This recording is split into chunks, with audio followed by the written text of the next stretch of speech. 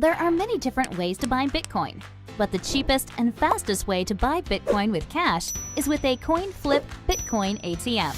Coin flip ATMs allow anyone to buy Bitcoin with the lowest fees and within just a few steps. Hi, I'm Amy, and I'm one of the hundreds of store owners who partner with CoinFlip. In this convenient store, we host a CoinFlip Bitcoin ATM. We earn passive income, more foot traffic, and we get free advertising done by the CoinFlip team. Getting the ATM was easy.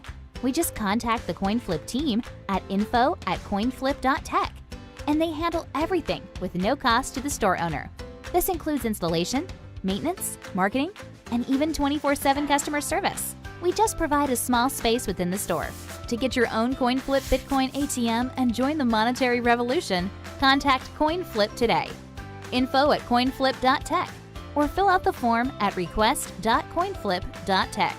773-800-0106.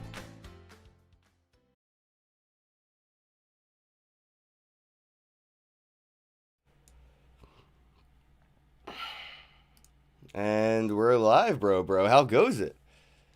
It's going good. It's going good. How are you? I'm well. I'm a little sad that I won't be able to get into Canada, dude. I was at the airport flying into Miami for BitBasil last week, and okay, I was talking to TSA, and they were like, "You should go talk to those people." And it was, I think it was like customer service type thing, but it wasn't like the normal customer service I would go to. And they were basically like, "Yeah, unless you're a resident or like you live with somebody who's a resident already and you're like engaged or you're not getting into Canada anytime soon." I just woke up the other day and my flight was canceled by the airline. So I'm like, yeah, they're really not going to let me into Canada this year. Yeah. Wow. Yeah. I mean, Justin Trudeau's ushering in the Great Reset. So yeah, the irony in that is great. I've been seeing a lot of our American comedian journalist kind of roasting Trudeau over his years of there is no great reset to the it's time for the reset. I was like, that was pretty ironic. Yeah. I mean, he legalized weed, so everyone's praising that. Well, he did reset their memory, that's for sure. The attention span has now been short. Shit used to take a couple days to reset the etch and sketch of the mainstream media. Now that shit can be done in 24 hours or less. Yeah, we are in a wild time, especially for media. It's I don't know. I mean, I like to just follow like independent journalists nowadays just to really know what's going on, because they'll actually show all the sources and just keep everything 100. Yeah, my first introduction to like a real independent journalist was like Ben Swan when he lost his deal with the network he was on, and then he got picked up kind of like with a sponsorship from like the Dash proposal system. Yeah. And I ran into him in Vegas and got to talk to him, and it was an interesting conversation to talk to somebody after meeting, hundreds of journalists in the space and running into somebody who was completely like just unbiased, had no he was like Pinocchio, no strings attached. And you could see, Ben Swan was a real boy. It was pretty funny because he stood out amongst like a room full of like circle jerking echo chamber bros where they're all just yes-menning each other. And he's like, "Nah, you're an idiot. You're an idiot too. But this is why. Let me help you." I was like, yes, that's what it's about. But there's not many. There's not many good independent journalists. Which are some of your favorites to follow? I like Tim Pool. Okay. I think he's also doing like an amazing job for distribution. Like he was one of the big proponents of getting people on Minds. He's like one of the top accounts on Library. Like he's killing it. I was following him since he had like 100,000 subs. But Luke from We Are Change is also really, really good. Oh shit, yeah, I ran into Luke, but that dude's crazy. Didn't he like break into Epstein Island, bro? Yeah, he's done a lot of crazy stuff, and he was like on the ground for a lot of the Paris riots. He was like live streaming some of the like the bombings and stuff. So it was like wild how he really does like legitimate journalism on the ground. When he broke onto that island, bro, and started recording, I was literally on the edge of my seat, heart racing, like I was watching a new Blair Witch Project.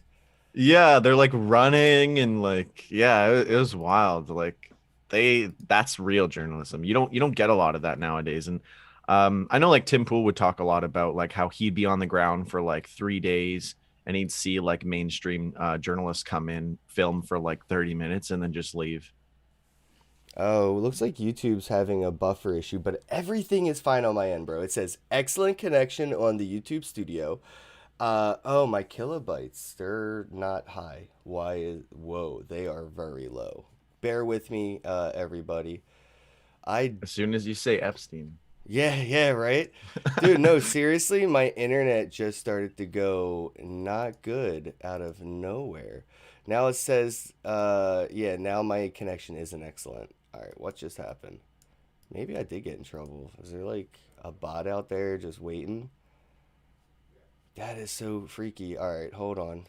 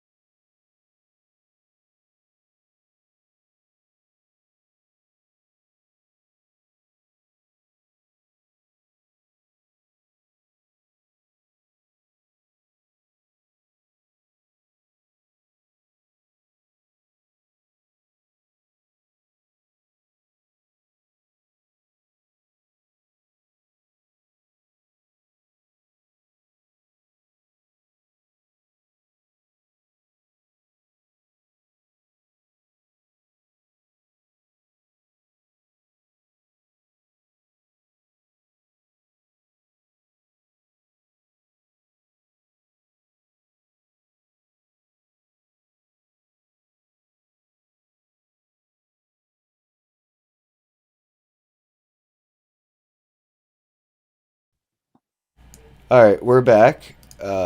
All right. I don't know what the quality is like, so here's a clap, and I'll see what I can do as far as like fixing all this goes later. But let's just leapfrog that conversation in case that was triggering YouTube or something. Yeah. Like, Jesus. So, Uh, Scott, what have you been up to, bro? Introduce yourself to the bros that may not know you. It's been a while since I've had you on the podcast. yeah. I don't even know if I've been on the podcast. I think you were on Oh, my I was on podcast one yours. time. Yeah, Yeah. And it's we were been a talking while. about we were talking about like NFTs and how that's going to play into gaming. And that was almost like a year ago, I think. Yeah. But yeah, That was what I've been before it was doing. cool, by the way, bro. You should definitely like Yeah. re-upload that shit and be like, "Look, we told you before the fucking," you know what I mean? Because everyone's like Yeah. acting like these NFTs just started existing when girls that don't wear bra on the internet start posting NFTs for sale on Rarible. It's like this shit's been. I've been trying to Jeez. tell you this forever. Yeah. Yeah, no, it's funny because like and it's the same thing with like crypto social media right now. Like a lot of them are really starting to pick up and I've been telling people about this stuff for like years and years and years. But yeah, what I've been doing lately is really just going through a lot more platforms, reviewing them. I've been kind of like holding off putting out my like comprehensive review of like 160 crypto social platforms. But I want to drop that before the year ends. I've been kind of just like trying to let every platform get everything in order so I don't kind of like, give one of them a bad review when they're like about to update something. But yeah, I want to drop it before the end of the year, like 160 platforms, Wow, just like going through reviewing all of them. damn. What are your, like, I guess, top fives that you're like the most excited to kind of dive into and on ramp people in? Yeah. So library is probably definitely like right at the top. And then I also really like DTube kind of just came back because they launched their mainnet and it's not necessarily associated 100% with Steam or Hive now. And I think that's like really awesome. And you can actually earn a ton on DTube. So I was kind of like shocked. And I just got into that like a couple weeks ago. And Publish OX is solid for like blogging. Read.cash is really solid.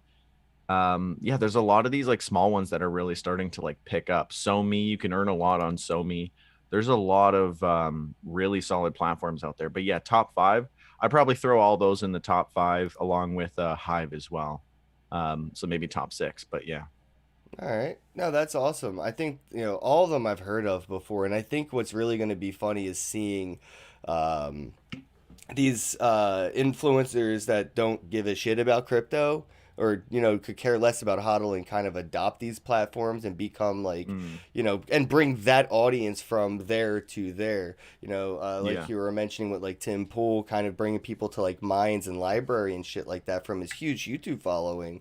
A lot Yeah. of other influencers that use platforms where they've felt censorship or within arm's reach, right? They've seen their friends kind of become deplatformed and censored and Hmm. unsponsored and have AdSense taken away and kind of watch their independent entrepreneurial businesses crumble from building on a soapbox that is Yeah. censorable.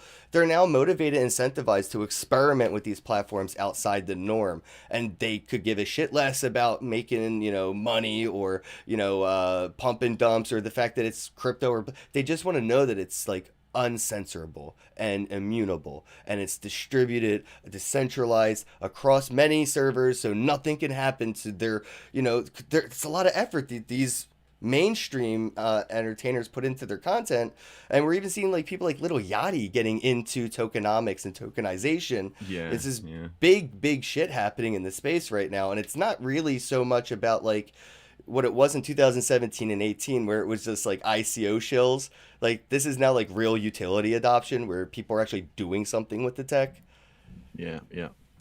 Yeah. And yeah, like to your point about like All fully right, so the audio decentralized. is working on the podcast, but the videos are not. So I'm just gonna kill the video, guys. Go ahead, keep talking, bro. Okay, true. Um, but yeah, I mean, not all of these crypto platforms that I'm using are like fully decentralized. But definitely Library and Hive are absolutely like top tier for actually using the blockchain being So fully wait, why decentralized. Hive, right, and not Steam it? Why don't why? I realize you mentioned all these platforms, but you Yeah. haven't mentioned Steam it, which was like first to market. It's like the Bitcoin of like social network decentralized blockchaininess. Yeah. I mean, Justin Sun kind of killed Steam for me. I still post to Steam, but the fact that he was able to like kind of hostile take over the platform, gang up with all these like different exchanges, and then also seized like 5 to 10 million Steam from a bunch of accounts. It just kind of blows my mind. And even if like the content is immutable, clearly Steam is not what it used to be. But I mean, that's where I got started. Like those are my roots. Same. So definitely shout out to Steam it. Like I still have like a little piece of their merch and stuff, and like I still have all my original things, but like it's definitely not what it used to be, which is really disappointing. But I mean, that's why we have Hive now, and all of the more decentralized projects, I would say, have like moved to there, or figured out their own thing. Like I said before, DTube used to be just for Steam, but now you can post to Steam, Hive, or just DTube, which now has its own mainnet. Oh wow. All right. When did that mainnet launch? I think I missed that. Actually, just like a week or two Oh, ago. okay. So it wasn't too long. I was Yeah, like, so yeah, like definitely missed that news. yeah, because yeah, like they did an airdrop for people who were like from Steam and stuff, so you can get some DTC to get started, and it's actually worth a lot. Like it's worth like 25 cents per DTC, Oh, and yeah, you can connect right to it. Just get it on your MetaMask. You can trade it on Uniswap. So it's pretty sweet. And yeah, I mean, I got like $700 or something from the airdrop, and I was like, okay, like you know, something's going on here. And yeah, I mean, it's the same old D-tube. You can earn a good amount, and yeah, they're not necessarily coupled with Steam or Hive, but you can post to Steam and Hive if you want to. But yeah, I'm glad they kind of like came back and they're doing their thing. That's awesome. It's sort of like a, I want to say uni airdrop, but it really wasn't uni that started it. It was sushi. So it's like we all keep going to the uni analogy, and it's gonna fuck with history. But like, I like that they did that airdrop. You know, that UBI stimulus kind of a thing, and Yeah. dude, that marketing concept.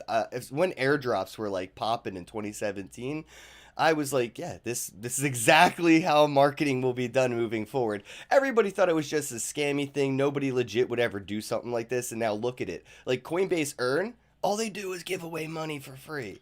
You know? Yeah, yeah, yeah. I always tell people like if you want to get started in crypto for like free and just like not have to really do much, I just would say Coinbase Earn is the easiest way to just get some free crypto and get started. And you learn about it too, so it's like win-win. Yeah, exactly. And if you can't get past the KYC, fold. You know, just spin that stupid wheel every day, praying you get those million sats. And Yeah. it's such a Yeah. heartbreak every day, bro. I have yet to win anything over like 500 satoshis. Yeah. Yeah, I mean it's like yeah, that's the game though. But I have my friends, my cousin, my brother, all playing with like that Fold app thing, stacking their sats. And have you heard of Good Dollar?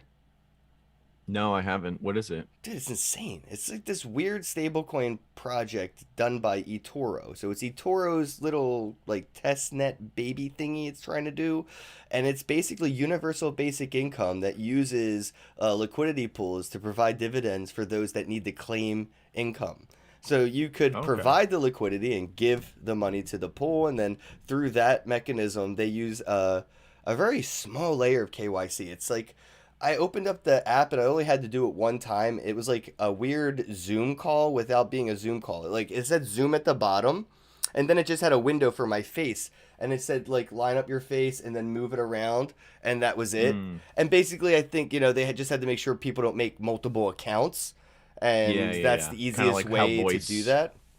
Yeah, kind of like how voice verified. But every single day, I'm getting like $20 in G dollar, which is a coin that's backed by one die. So one G Okay. dollar equals one die. And I'm getting like 20 die a day, bro. I'm at like 700 die, and I keep giving Jeez. hundreds of it away. People are using it on Wow. a Facebook marketplace right now. I just think it's crazy to see like these companies and platforms experimenting with money now. Yeah, Like, and that's called Good Dollar? yeah, could you imagine this Okay. kind of shit being Okay. done 20 years ago? They would all be criminals. The governments would be breaking through their doors with SWAT teams, man. Like you can't compete with the US dollar. And now we have Yeah. eToro straight up just airdropping money to people. And I like seeing companies now get into competing with the US dollar, like sort of like Binance, right? Like BNB, the way they came out of nowhere, and now it's like a company's currency that competes with the US dollar. Like imagine if Yeah. Wells Fargo just came out with Wells Fargo bucks. Yeah. Actually, just recently, Bitcoin passed the Canadian dollar in terms of like how much money is actually in it. I think it was like 0.34 trillion for Canadian dollar and 0.36 trillion for Bitcoin. And I was like, wow. And well, you got us. Where do you see, this space kind of going with the political atmosphere, kind of like surrounding everything, like when it comes to mainstream adoption moving forward? We like, 2 years ago we got a lot more room to speculate. We had a lot of elbow space for like assumptions of how this may go, but it seems as we've moved into 2020 this year, we started to have that bottlenecked into where this is going. I'm just curious, like, where do you see the space going in 2021 as a lot of these mainstream companies start investing hundreds of millions of dollars into Bitcoin for the first time ever?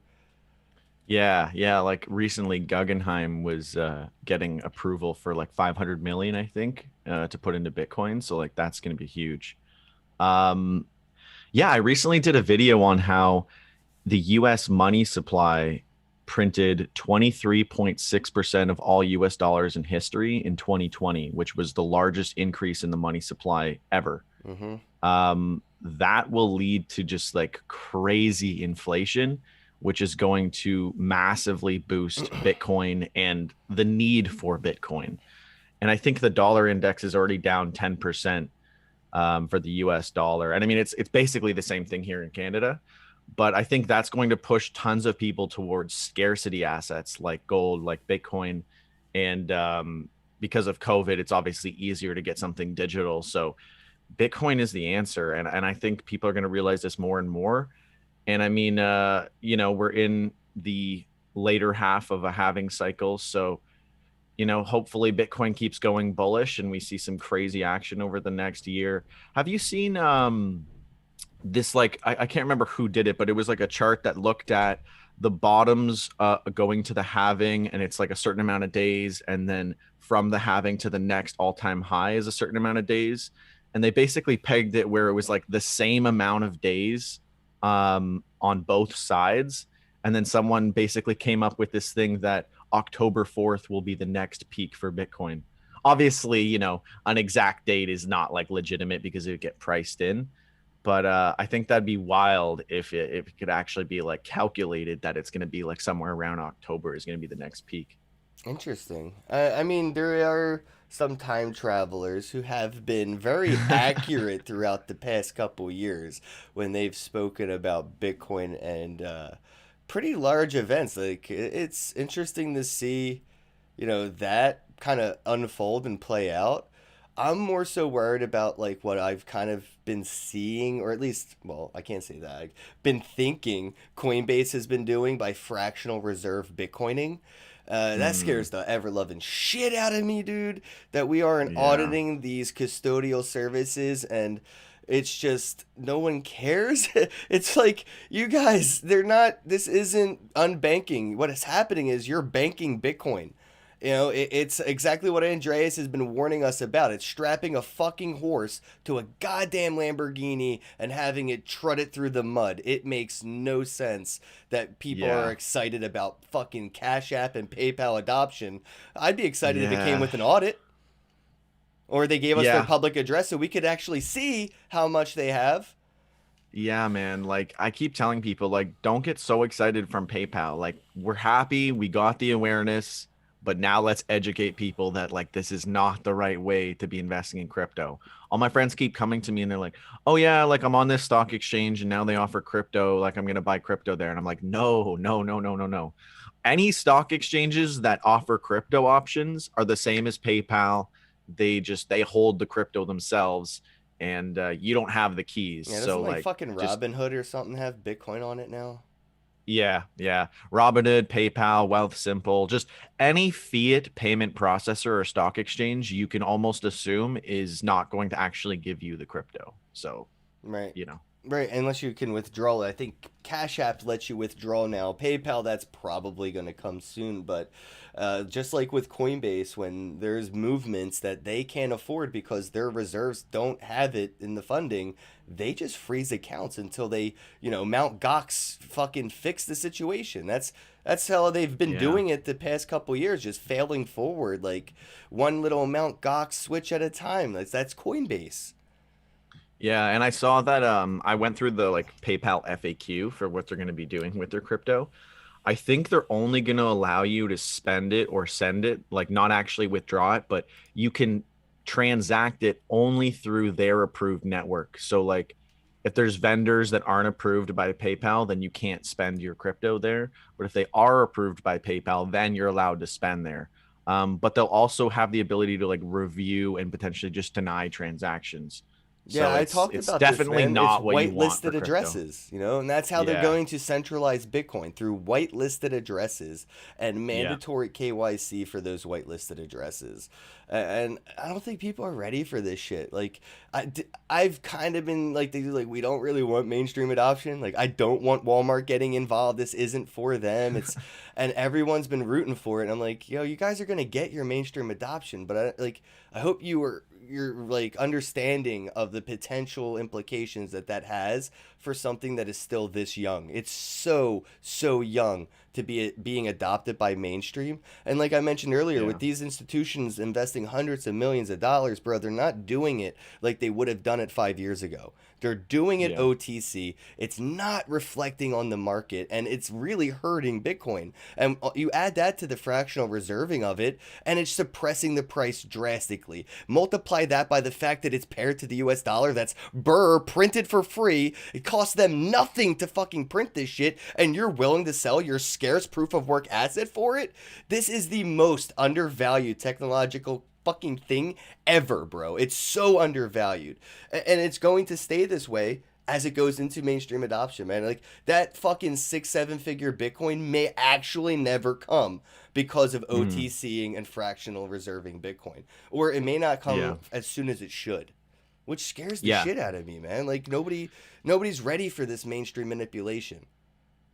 Yeah, no, and that's all true, but I definitely think it's going to be pushed a little faster because of what's happening with inflation and everything right now. Like I just saw an article yesterday that was saying in Canada we should expect at least like around 5% increases in like our grocery bills next year. So it's like everything's going to start to become realized very soon, and people are going to start to notice everything is going way up in price. Yeah, but they'll pull the rabbit out of the hat that they pull out all the time. They'll just raise minimum wage. And I'm like, oh, that is such a cute trick, and everyone's all excited again. Yeah. And you know, I always tell people, it's like, okay, well, the dollar index has already gone down 10%. Are you going to get a 10% raise this year? And it's like, and all that would do would allow you to be paid the same as you got paid last year. Not like you're actually, because you have to work harder to get a raise, but now it's just going to barely keep you with inflation. But with 10%, no one's getting a 10% raise. So everyone's just getting less money, and prices are going up more than the money that they're getting.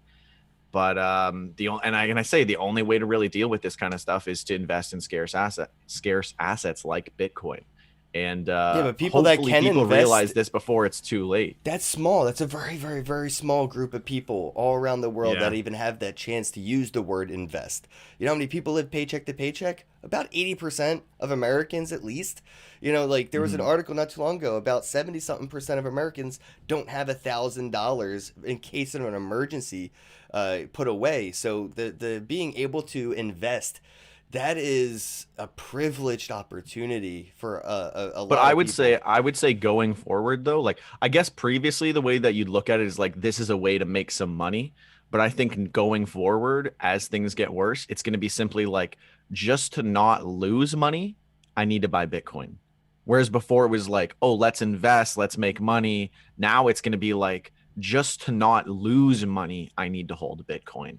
And I think that's going to be a big shift for people. And that's going to get a lot more people who are like, I can't afford to invest, to just to not lose money. Like otherwise they're going to be screwed. Like it's going to be hard to pay bills if all you've got is fiat, and it's being like devalued at the fastest rate it's ever been in US and Canadian history, which it is. Yeah, that's the opportunistic thing about the appeal. There we go. The appeal about cryptocurrencies is it's not like a stock, right? Like if you were to invest in Facebook, you know, to be able to make that liquid and pay for rent is a complete hassle, and the fees on top of that make it just you're not incentivized to sell anywhere, right, when it comes to stocks.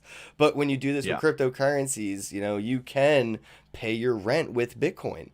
You can't pay it with, you know, Tesla stock, but you can pay it with Ethereum. And I think that people that can't invest won't invest, but they'll just start using different currencies the same way they use the US dollar. And maybe they won't be saving and investing, but they will be earning and spending like they did with their regular currency before this. And that scarce asset multiplied by convenience is why they most likely will go to a crypto rather than to a physical gold.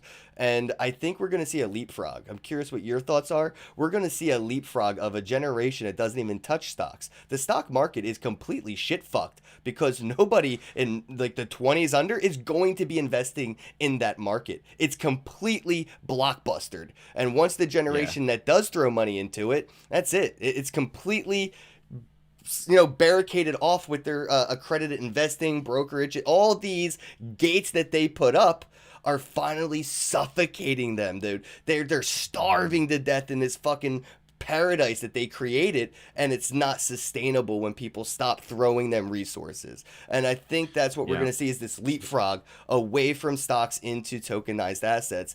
I'm just curious, where do you see that going with the potential to tokenize those assets that I'm talking about being leapfrogged? Yeah. I mean, I think it'll be very interesting if we get tokenized stocks. But yeah, you're definitely right. Like, there's definitely a lot of millennials who are sort of doing stocks now because of everything that's happened, and they've just got like some money, then they want to, play with the market because it's been so volatile and crazy. But I always tell them, it's like, you're better off investing in crypto, because if this economic, like if all this crazy stuff with inflation does go down very terribly, the first thing people are going to do is sell their stocks, because like you said, they're not liquid enough to be able to afford to buy things. So people are going to sell their stocks first. And I'm going to go ahead and make a prediction that we're going to see another big crash. It's not even going to be COVID related. It's going to be related to the money supply in the next like year or two. Oh, but this is their scapegoat, right? They set up the scapegoat this year, right? I can't fucking, because I might get just banned on YouTube. I don't know what I can and can't say about the fucking topic, but like, personal belief, I don't think we needed this lockdown. More people have taken their own fucking lives due to the lockdown than like anything else, which is like, could have been avoided, right? And this was set up as that scapegoat, that, false flag event to say, oh, it wasn't our fault, it was the invisible enemy, there's nobody to blame but God himself. And that it's just, it's way too scripted when you really zoom out and take out like that biasness of it, like being a citizen of the world, and just kind of look at it as like, an alien observer. You're like, oh shit, this soap opera, I can kind of guess where the next episode's gonna go, and it's gonna be an economic collapse with a total scapegoat on a pandemic that didn't even really need to be what it was. It was just exaggerated and exacerbated into a situation that was inevitably, what was going to happen. There was an economic, $24 trillion in debt. Yeah, there's an inevitability to this. And they just wanted to kind of expedite that process. And I don't blame anybody, in that top of the tier world leader, elite bullshit, where they're trying to like fix the problem quicker than not, because in order to rebuild, you got to burn down. And I feel like that's what's happening right now. They're just going to burn this economy and start from new, and the faster the better. And that's what's probably going to happen within the next 5 years, is we're going to see like a 20-year restart of an industry, just whoop, gone, and start back. Like, have you tried unplugging and plugging your economy back in again? Yeah. And, we had this recent, like, very dystopian case in Canada where this elderly woman was like, look, I don't want to have another lockdown. I don't want to be isolated. So even though I'm completely healthy, I want to be euthanized. And that's what we have here in Canada. People are getting euthanized just because they don't want to lock down, not because they're sick, nothing like that. They're just like, I want to die because just because of like the lockdowns and stuff. And I don't want to go through a winter being isolated. That's dystopic, but that's like fine. And then they go through with it, and their families around them singing, and it's so weird. Like it's very dystopian. Yeah, and well, you gotta appreciate the mainstream media for desensitizing us to all of this. It's all the content that's been put out that we've been enjoying, from zombie apocalypse to XYZ apocalypse to whatever it may be, man. We sure enjoy that shit, and it's gotten to the point that we started manifesting it into reality.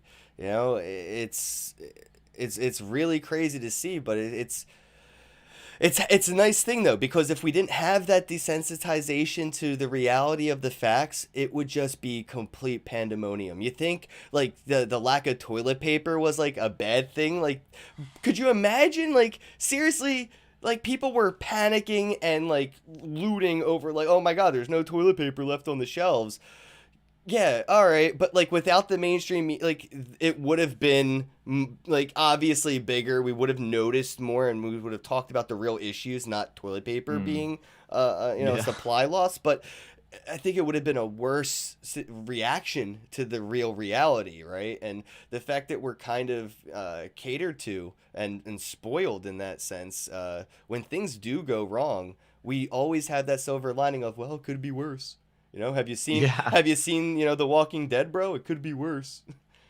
Yeah. And I think a lot of people kind of like woke up to the whole concept of like prepping and having emergency supplies and all that kind of stuff in the last Big year. And people are like, facts. okay, I guess these people aren't all like conspiracy theorists. There's actual real reasons to do this kind of thing. Oh my God, could you Um, imagine being that guy on the block who's been prepping MREs for like a decade while all your neighbors made fun of you just for this 1 year to be the year you're like, need any more toilet paper, bro?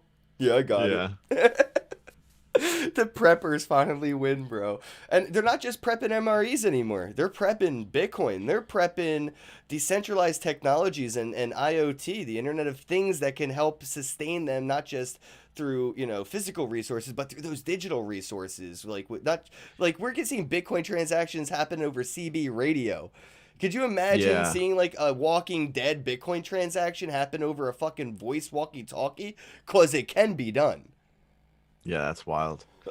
Yeah, yeah. I mean, yeah, we're in a wild time. Like, and going back to before how we were talking about like being able to actually spend your crypto, I think that is such a powerful concept. And like, even though I'd probably be better off just holding most of my crypto because it's obviously going to go up.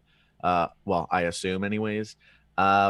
But I like to spend it to kind of like live that true like lifestyle of, yes, this is actually possible, and like get more and more to the point where I would just spend everything in crypto.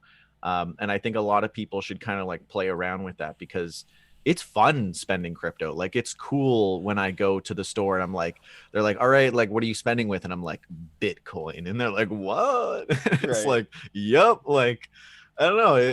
I think a lot of people need to just try it out, and it's so much better. And it's like, if you can time things right, you're getting a much better value Yeah. with the buying power. Well, that's the fun thing about it is like you can choose your currency. And back in 2016, I got to play around with that because Yeah. Coinbase had Shift Payments and BitPay had their card. So I had a way to spend crypto with like a debited credit card experience in like 2016. Most people think this is just coming out because like Binance just released a card and Fold and everybody, Yeah. but there's been cards for crypto for years.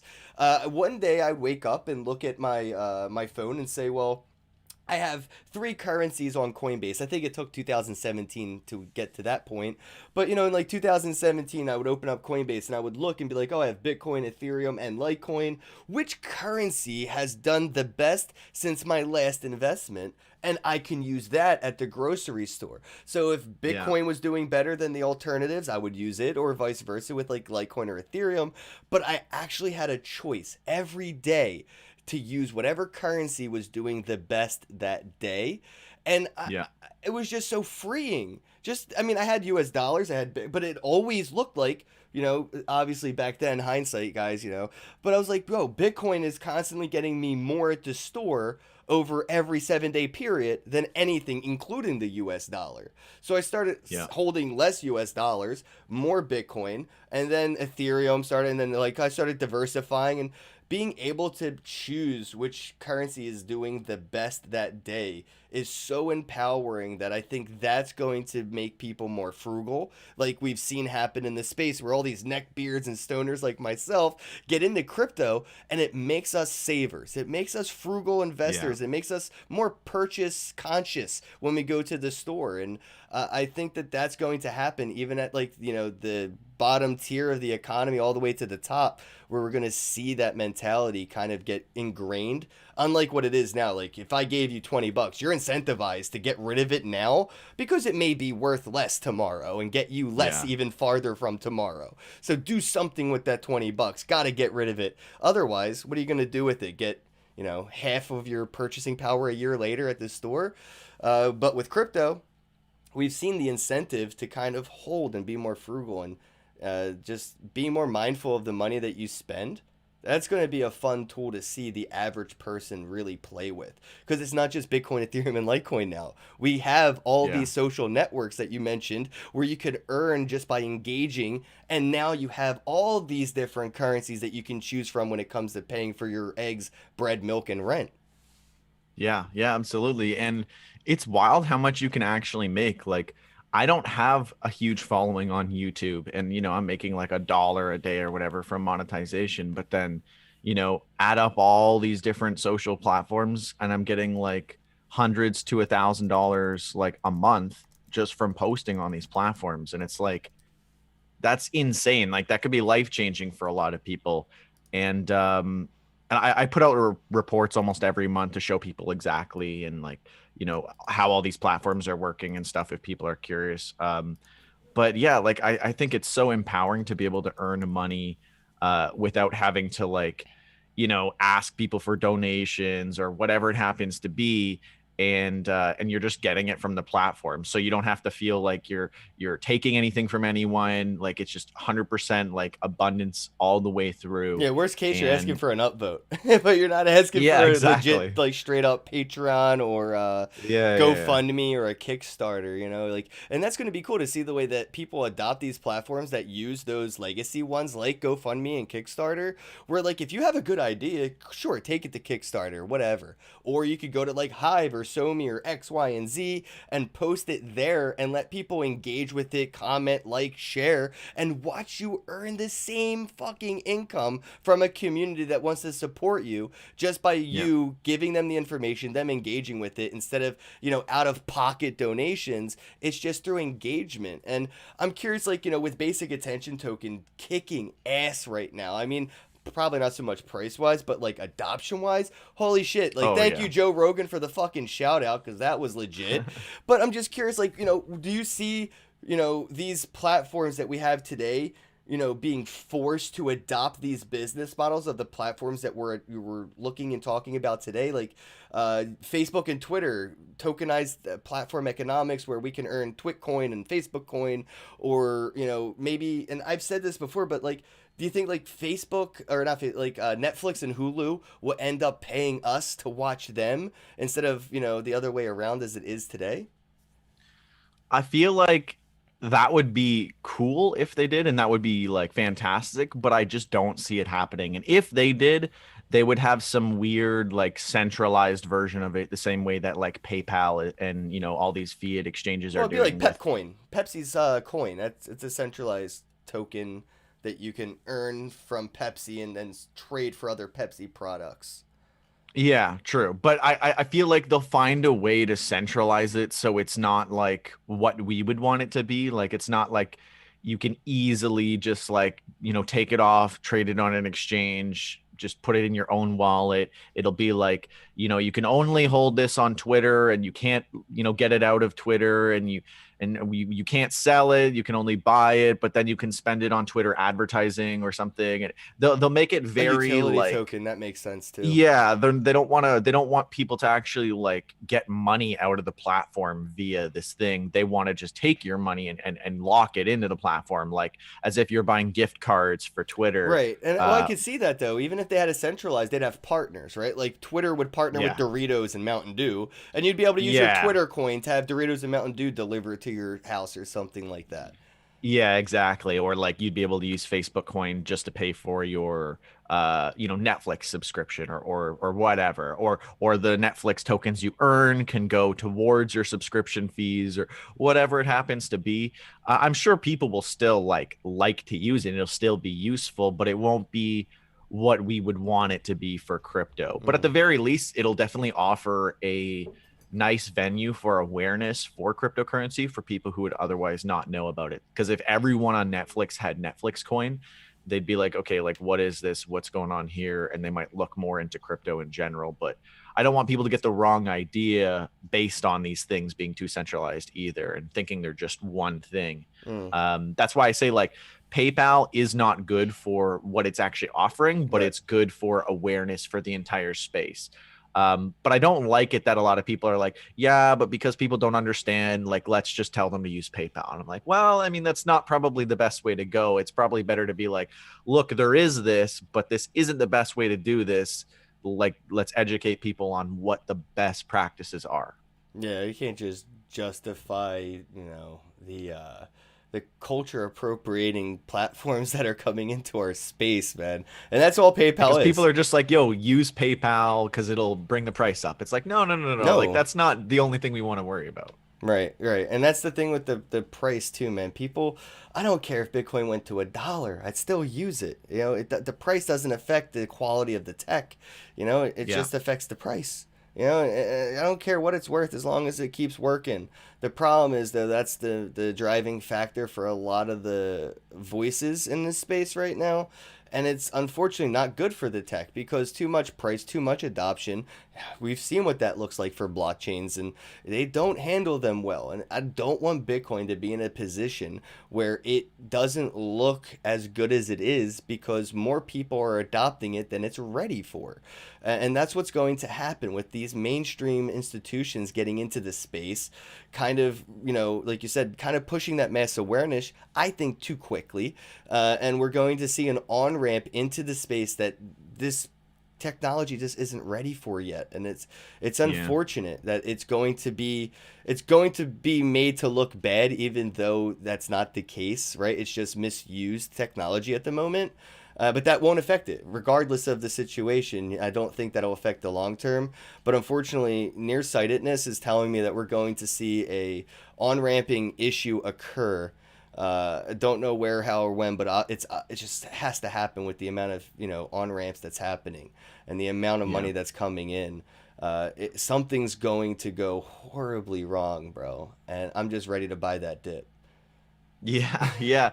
I recently put out a video where I was like, look, I'm buying Bitcoin at 19K. I'm buying it when it dips back to 16,500. I'm buying it when it's at 25K. Because if you're not buying it at specific price points, you're probably not going to buy it when it gets more expensive or whatever. And it's really just about whether or not you believe in the technology. Because if you don't have the actual understanding and you actually believe in the tech, you're not going to buy it when it goes down, right, which is when you need to that's buy an it. opportunity. When it goes down, you're like, oh shit, it's on sale. Yeah, exactly. Nobody Exactly. sees a half off Lambo and goes, I guess it's a scam. I'll wait for it to go back up and I'll look at Lambos again. Yeah, and what I say, it for people who don't really relate to the Lambo, it's like if you see eggs on sale at the grocery store, I'll buy 2 packs of eggs instead of 1 pack because it's like it makes sense to stock up while they're cheaper. No one's gonna be like, eggs are half off, so clearly they're not very valuable, they're not very good anymore. No one would look at it like that. They'd be like, oh, I can get this great product for less, not that the product itself is less valuable because it's cheaper. And that's the way that people need to look at things like cryptocurrency, to not kind of panic sell and lose money that way. You think with the way we're going towards mainstream finance, these tools that they use that we're adopting, like futures markets and shit like that, do you think that is a negative use case for this? You know what I mean? Is that the car and Lamborghini thing again, or is that essential to the success of cryptocurrencies using the legacy financial blueprints, right? Do you think we should just throw that out with the bathwater, or do we need to kind of raise it this way? Yeah, I mean, I feel like to get these bigger investors and things into this space, they need these kinds of things. So for example, one of my biggest gripes on crypto social platforms when they were first getting started is the analytics were just disgustingly awful. And I report on my stuff every month. So a lot of times I end up just manually counting every single post, every like on every post. And it's the worst, especially because I do 50 platforms. It literally takes me the equal amount of time as I do for posting as I do to just track all of it. So, as that's gotten better, I'm okay, I see more possibility for bigger influencers and companies and different things to actually use these because we're creating the actual tools that for them is like a requirement to use this. So I feel like it's the same with the financial side. Like we need the same tools for investors to take this seriously. Like, oh, it doesn't have an options market. Like that's not legit. Or so once you have all these things in place, you know, you can get all these people in who actually like will only appreciate it if you have like everything set up for them the right way. And I think we are getting to that point, and we're going to see a lot more adoption because of that. Yeah, I think the incentive to hold your own keys will come from, you know, people seeing the benefits firsthand during that mainstream occurrence where, like, you know, you're on Coinbase or you're on PayPal or whatever, and you don't get these airdrops or these forks or these dividends or X, Y's, and Z's that happen to those that actually hold their keys. You know, and that's probably going to incentivize people to be less custodial friendly. Seeing, you know, what happened with like Uniswap, that'll never happen on Coinbase, right? I mean, that's just, let's just be real. And that might be just enough incentive to see people get away from those custodial futures markets and head on over to be, you know, people that, you know, may just stake their own coins, provide liquidity, and kind of be that themselves. I don't know if like, the fact that the futures market even exists, like we've seen what had happened, like it totally tanked the fucking space because everybody that was in the futures market obviously didn't want to touch Bitcoin, so they all bet against it, and that was a self-fulfilling prophecy. And I'm worried that that could still be done today because we're still only at most 2% world adoption of the technology itself. The fact that these, you know, large institutions have so much capital to manipulate and play with, like, I think that these future markets and these legacy financial tools that we're using is actually holding us back. It's denying us an evolutionary process. And I think that it's important to go through that, but we're too afraid to do it and to let go of the things that we think work, but have clearly haven't. We just think they work because they've been failing forward. Yeah, no, I mean, that makes sense. Like maybe applying too many things from like the legacy finance is going to kind of muddle up the space. And yeah, I mean, it's really hard to know, but I definitely think like with what I was saying earlier is the main push over the next year is going to be the fact that fiat currency is just getting worse and worse, and more people hopefully are going to realize that there are solutions out there, and one of them is cryptocurrency. Just so you know, I have a hard out very soon at 1. Yep. Yeah. I'll wrap things up here. I got one last topic then that we can talk on. It's a speculative one, guys. Total financial advice. Now, like what first, do you think like it's first world or I guess third world isn't PC anymore, but fuck PC. Third world countries, developing nations. Do you think we'll be like first to act and become like that, you know, staple in history that we'll look back to as the first nation or country or government body to adopt not just, you know, blockchain, but Bitcoin technology? Do you think that's like US, Canada, or do you think that's like Venezuela, South Africa? I'm just curious, like, where do you see the adoption happening first and why? Yeah. So yeah, something like Venezuela would be a perfect example. And that's what I've been talking about, like with the money supply being such an issue. Because some people, like, I bring this up to like my friend group of investors, and they say something like, yeah, but that will, you know, that'll be like 10 years, 20 years down the road. I'm like, if you look at Venezuela, it took 1 year. So it's crazy. Like there's like this picture now where it's like this crazy stack of like all this money, and it's like to buy like a chicken. So it's like you need like a wheelbarrow of money to get like some of the basics at the and we at the forget grocery store. Americans were there not too long ago. If you ask your grandmom or great grandpa, they'll be able to tell you about wheelbarrows full of money to buy a chicken them damn selves.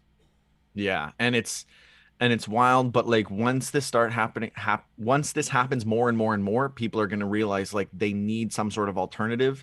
And the only safe way to do this is with like crypto or something that is not controlled by like the government or whatever it happens to be. I don't think this is going to be a big push from, you know, like the government themselves. It'll be more people waking up and realizing like the only way for me to, like I said, not even just to get rich, but just to not lose wealth is going to be having Bitcoin or, you know, other scarce assets. It doesn't actually have to be crypto necessarily. I'm on the fence of I think it's going to come out of the UN. I don't think any nation will be first. I think they'll all come in together, holding hands, singing Kumbaya, agreeing on some bullshit blockchain that they created, on some bullshit that they've done on their own, some competitive blockchain, you know what I mean? I think it will come out of the UN though, and we won't know. It'll just happen. It'll be quiet. But I think that's what's going to happen. We're not going to see any nation move first because there's too many issues with it when it comes to like having, you know, their imports and exports frozen, or their, you know, every country runs on Swift. They're hell of afraid of the U.S. government. So if they lost that ability to do banking with the world, that's enough. So yeah, I'll let you get going, bro. Let people know where they can find you, get in touch with you, and find your content, bro.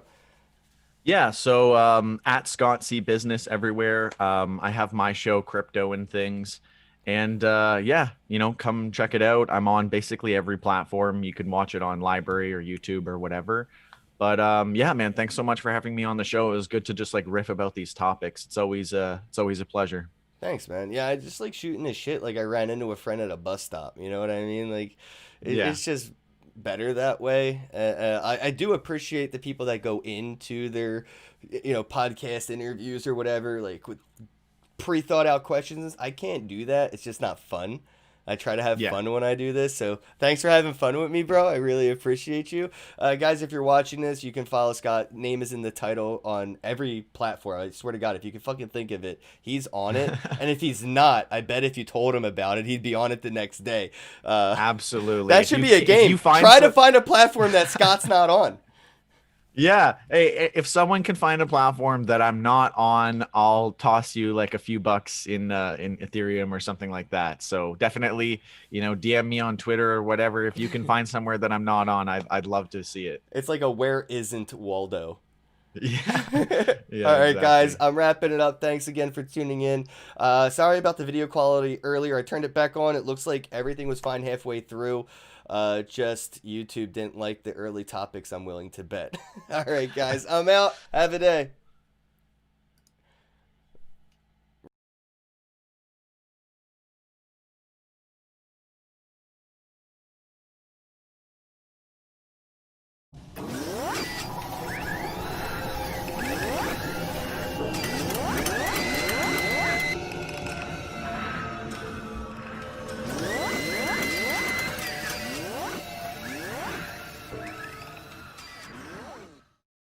There are many different ways to buy Bitcoin, but the cheapest and fastest way to buy Bitcoin with cash is with a coin flip Bitcoin ATM.